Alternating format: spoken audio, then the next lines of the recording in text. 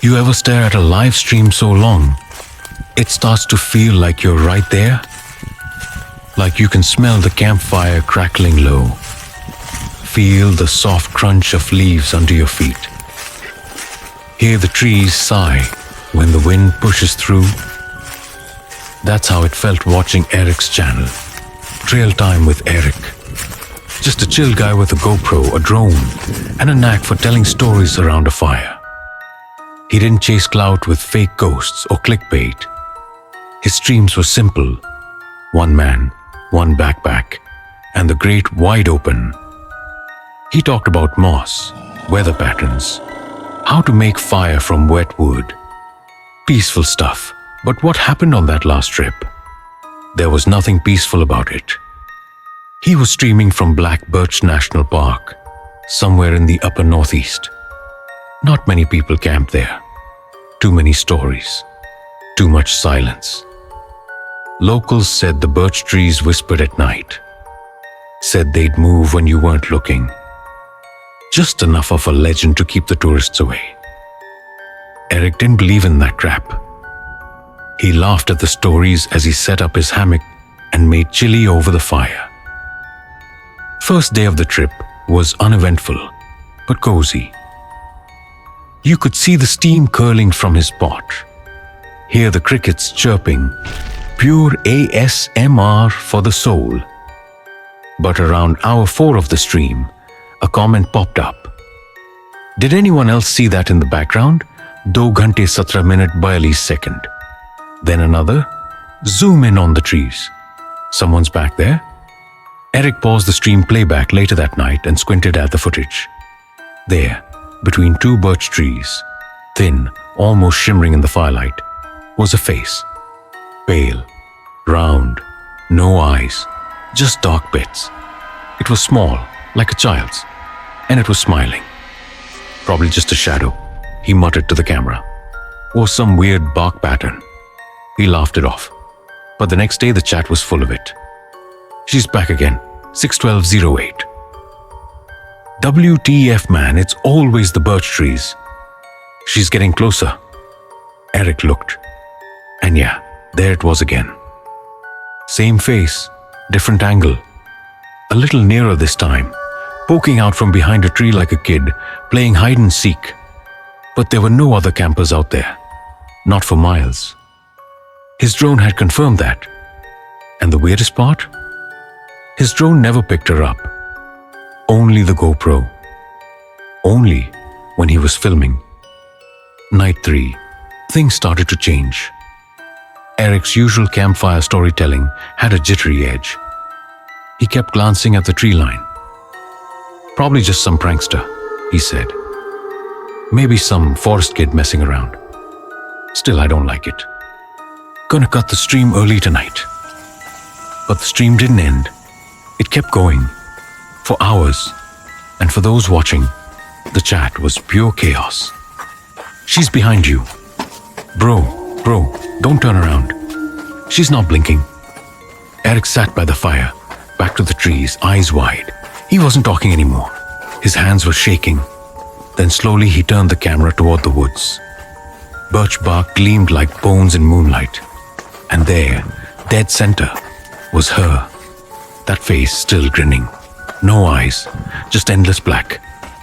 And this time, her head tilted, like a curious dog. A mocking motion, the stream cut to static. Not black, not an error screen. Static, like an old CRT television buzzing in your skull. It stayed that way for 21 minutes. Then the stream came back. Just for a moment.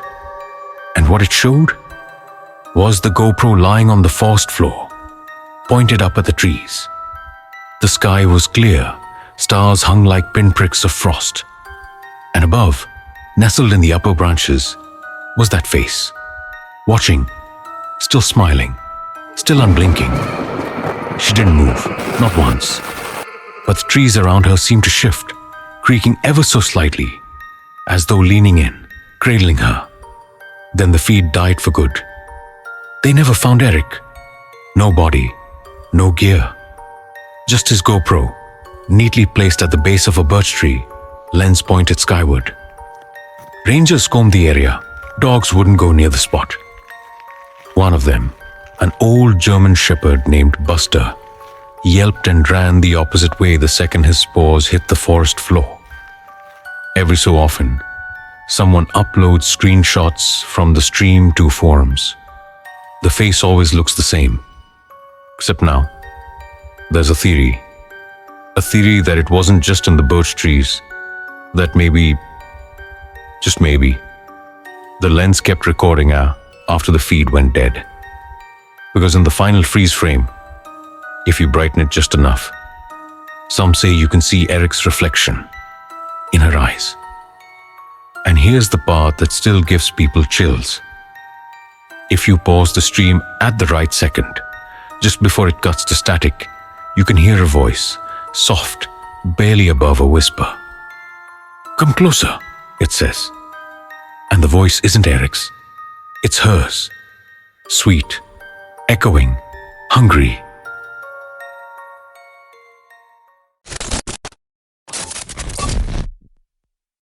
Some places just ain't meant for people. That's what the old man at the gas station had said. He leaned over the counter, cigarette shaking between his fingers, and pointed toward the map that Dylan and Mark had spread out. "Hemlock Ridge," he'd muttered. "Too quiet up there. Folks hear things in the trees, things that ain't meant for human ears." Dylan laughed it off. Mark gave a polite nod, folded the map, and they hit the road anyway. Just another old-timer trying to spook some campers. They'd been hiking together for years, best friends since middle school. Mark was the planner, Dylan the wild card. It was Mark's idea to vlog the trip, to bring along the handheld camcorder and catch raw, real nature. Maybe get a little following, maybe make some memories. They reached Hemlock Ridge just after noon on a Sunday. The trail was narrow, overgrown, like the forest was trying to reclaim it. Trees leaned in like nosy neighbors. The air smelled sharp, wet pine, and something faintly sour, like old milk. They set up camp by a small stream. Mark cooked ramen on a portable burner. Dylan filmed the woods, the sky, the fire. Then he turned the camera on Mark and made some dumb joke about Bigfoot hiding in the bushes. That was the last normal night they had. It started subtle, faint whispers on the wind. Mark heard them first, just after midnight. He thought it was the stream at first, the soft gurgle of water over rocks. But the rhythm was wrong. Too intentional, Vishta Velta Nora. It repeated like a chant, low and urgent. Dylan was snoring in the hammock, oblivious. Mark sat up, flashlight trembling in his grip, trying to pinpoint the source. The woods were still, no wind, no animals, just that whisper, growing fainter when he focused on it, stronger when he didn't. In the morning, he mentioned it to Dylan, who just shrugged and said, "Maybe you're hearing tree frogs or something. You need to chill, man." That night, the whispers came back, louder, closer. Dylan heard them too this time. He sat bolt upright in his sleeping bag, eyes wide. "Dude," he hissed, "someone's out there." Mark nodded. Neither of them moved for a while. The whispering continued, nonsense words, alien but somehow familiar, like a language they once knew but had long since forgotten. Dylan grabbed the camcorder, pointed it toward the woods. "Maybe we'll catch whatever creep is doing this." The screen stayed dark, static-filled, but the audio crackled. And then, they heard it. A third voice, not theirs. A childlike whisper coming from behind the trees, laughing, mocking. "Vishta! Come closer." The light on the camcorder flickered, then died. The next morning, Dylan was different, quiet, distant, pale like he hadn't slept. He kept turning his head like he was listening to something just over his shoulder. His eyes darted toward the tree line. He whispered to himself while stirring his coffee. Mark asked if he was okay. Dylan just smiled, said he was finally understanding it. That night, Mark woke to the sound of footsteps. He looked over and saw Dylan, standing barefoot at the edge of the woods, camera in hand, whispering back to the trees. Mark called his name. No response. Dylan stepped into the darkness without a word, still whispering, still filming. Mark chased after him, screaming, crashing through the underbrush. But he couldn't keep up. The forest seemed to close in behind Dylan, swallowing him whole. He was gone. They found Mark 3 days later, stumbling barefoot onto the highway, clothes shredded, face scratched, eyes bloodshot. He was dehydrated, shaking, but alive. They never found Dylan. Not in the stream, not in the trees, not even when the search parties brought dogs and drones. All they found was the camcorder, left upright on a mossy stump, still recording. The footage is still out there. A grainy hour of static and whispering. Near the end, the camera focuses on a figure, Dylan, walking slowly through the woods, muttering in that strange rhythmic tongue. His eyes are open, but glowing, hollow, burned out like someone had scooped the soul right from behind them. He smiles at the camera and keeps whispering. Mark never recovered.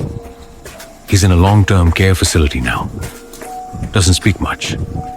Just sits by the window, staring into the trees, whispering to himself. Over and over, the same phrase. Wishta, Welta, Nora. And if you whisper it back just once, he'll stop talking. He'll turn to you with those wide, hollow eyes and smile.